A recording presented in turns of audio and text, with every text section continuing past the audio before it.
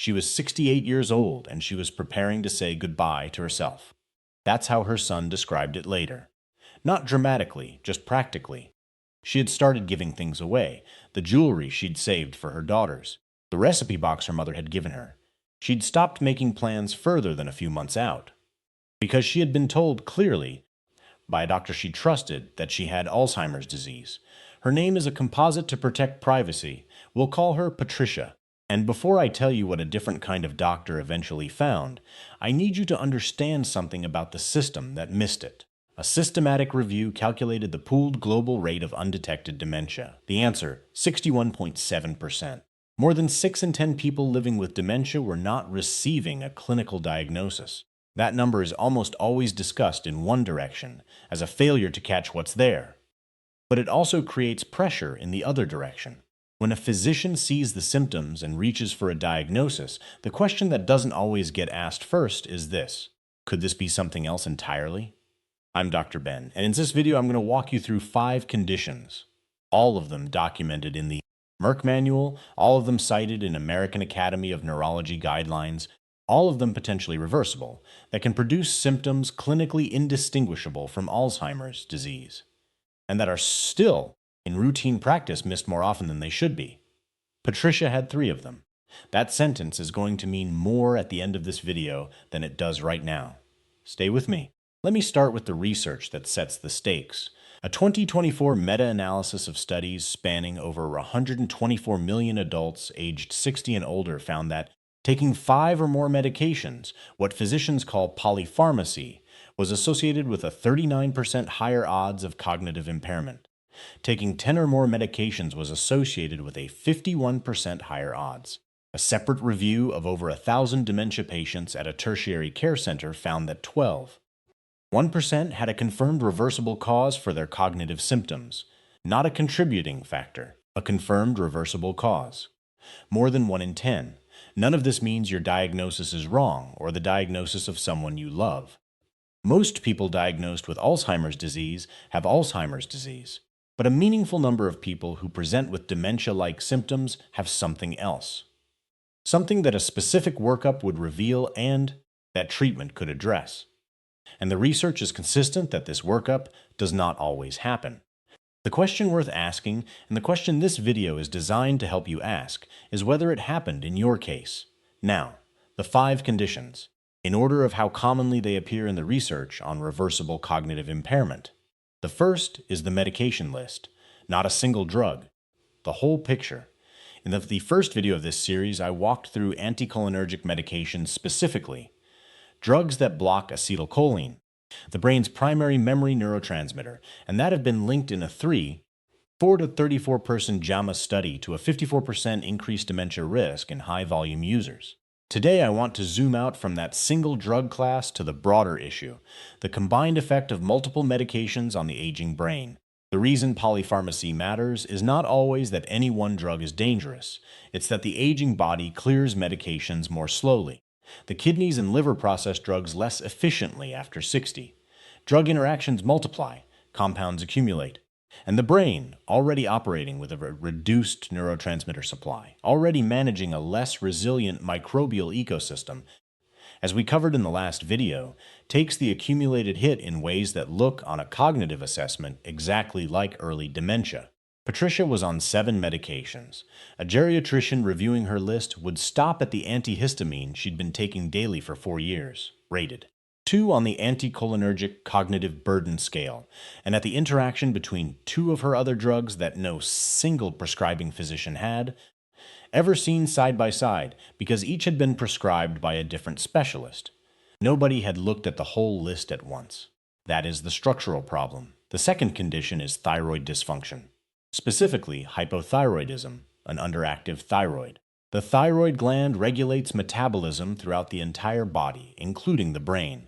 When thyroid hormone levels fall, and they are statistically more likely to fall with age, particularly in women, the brain slows down. Memory becomes unreliable, thinking becomes effortful, mood flattens, concentration dissolves. Research published in the American Nurse Journal documents that clinicians regularly misdiagnose hypothyroidism as an irreversible form of dementia. The diagnosis requires a single blood test, a TSH level, Thyroid hormone replacement, when started early, reverses most cognitive and behavioral changes in most patients. A single blood test. Patricia's TSH had been measured 14 months before her Alzheimer's diagnosis. It was borderline. Her primary care physician noted it and decided to monitor rather than treat. By the time she saw the geriatrician, her TSH had climbed further, now clearly in the hypothyroid range. 14 months, during which her family had watched her give away her jewelry. The third condition is vitamin B12 deficiency. B12 is essential to the structure of myelin, the insulating sheath around neurons that allows electrical signals to travel cleanly through the brain. When B12 levels fall, myelin degrades. Signal transmission slows. The cognitive symptoms that result, memory loss, confusion, disorientation, brain fog, are clinically indistinguishable from early dementia to a physician who is not specifically looking at a B12 level. Here is why this matters specifically after 60. B12 absorption declines with age. The stomach produces less acid. The intrinsic factor protein needed to pull B12 out of food becomes less effective. And two of the most widely prescribed medications in the world, metformin, taken for type 2 diabetes, and proton pump inhibitors, taken for acid reflux, further suppress B12 absorption. Research suggests deficiency affects somewhere between 5 and 30% of older adults, depending on the threshold used. Patricia had been on metformin for 6 years. Her B12 had never been checked. The geriatrician ordered it the day of the appointment. It came back at the low end of the normal range, a range that several researchers argue is set too permissively for older adults whose neurological systems require higher concentrations to function optimally. The fourth condition is the one that tends to stop people cold when they first hear it. Because it doesn't sound like a medical condition. It sounds like something else entirely. Depression.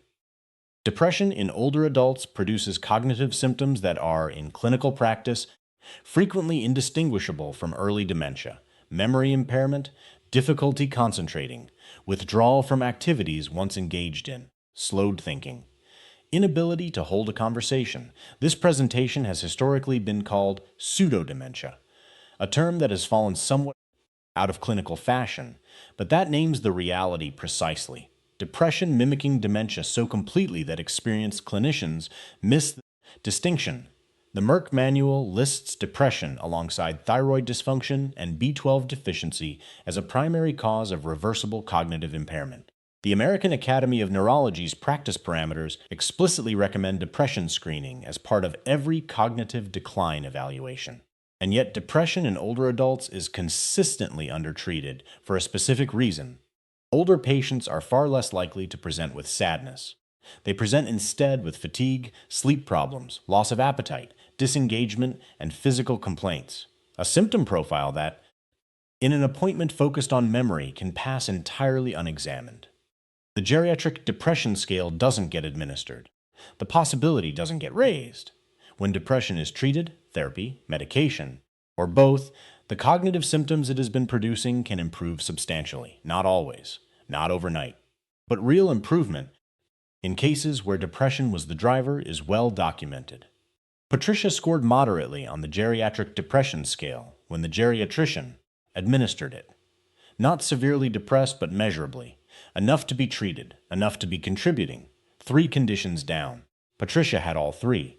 The 5th is less commonly known and worth understanding, because it is both frequently overlooked and frequently treatable when caught. Normal pressure hydrocephalus, NPH, cerebrospinal fluid cushions and protects the brain. In NPH, that fluid accumulates in the brain's ventricles and begins to exert pressure on brain tissue. The result is a characteristic triad of symptoms: cognitive decline, a change in gait, and urinary incontinence. Research published in the American Nurse Journal has estimated that approximately 375,000 Americans have been misdiagnosed with dementia when the underlying condition was NPH. The reason it's missed is structural. Cognitive symptoms appear first, and the gait changes and bladder symptoms may arrive months later or be attributed to other causes: arthritis, aging, unrelated bladder issues. A physician focused on the memory complaint may never ask about the walking or the bladder, but a geriatrician conducting a comprehensive assessment will. NPH is diagnosable with an MRI. When appropriate, A surgical shunt to drain the excess fluid can produce dramatic and sometimes rapid cognitive improvement. Patricia did not have NPH, but the geriatrician ordered the MRI anyway to rule it out. That is what comprehensive assessment means. Now, I want to tell you why these 5 conditions are still missed in 2025, in a healthcare system that has known about all of them for decades. A study cited in JAMA found that more than half of patients with dementia had not received a cognitive evaluation by their primary care physician. A separate primary care study found 1 in 10 patients had unrecognized moderate to severe cognitive impairment. And the researchers wrote explicitly that physicians were missing opportunities to address potentially reversible causes. This is not a failure of individual doctors. Every primary care physician I know is working as hard and as carefully as they can within a system that gives them 18 minutes. 18 minutes to manage multiple chronic conditions, renew prescriptions, review labs, and address whatever brought the patient in that day. A comprehensive geriatric assessment, full medication review, metabolic panel including TSH and B12, validated depression screen, gait assessment, prior imaging review takes 60 to 90 minutes minimum. That is a structurally different kind of medicine. It requires a different kind of appointment. Geriatric medicine exists, in part, because that appointment needs to exist. Patricia saw a geriatrician, not because her regular physician referred her. Because her son, who had been reading everything he could find, insisted on the referral. Over the months that followed the geriatric assessment, her thyroid was treated with hormone replacement. Her B12 was supplemented at doses designed to compensate for her metformin-impaired absorption. Her allergist helped her transition to a second-generation antihistamine with a much lower anticholinergic burden. Her depression was treated. Her full medication list was reviewed and 1 drug was discontinued. Her son described what happened carefully. He was precise about this, because he didn't want to overstate it. He said she came back. Not all the way, not instantly. But she came back enough that the jewelry she had given away got returned to her. And the recipe box stayed on the kitchen counter. Here's the one thing I want you to take from this video. A single sentence, write it down. Before we accept this diagnosis as final, I'd like to confirm these have been ruled out. Thyroid function, vitamin B12 levels, a depression screen using a validated tool, a full medication review for anticholinergic and polypharmacy burden, and if there has been any change in gait or bladder function, an MRI to evaluate for normal pressure hydrocephalus. That is not a confrontational question. It is the standard workup as described in the American Academy of Neurology's practice parameters for evaluating cognitive decline.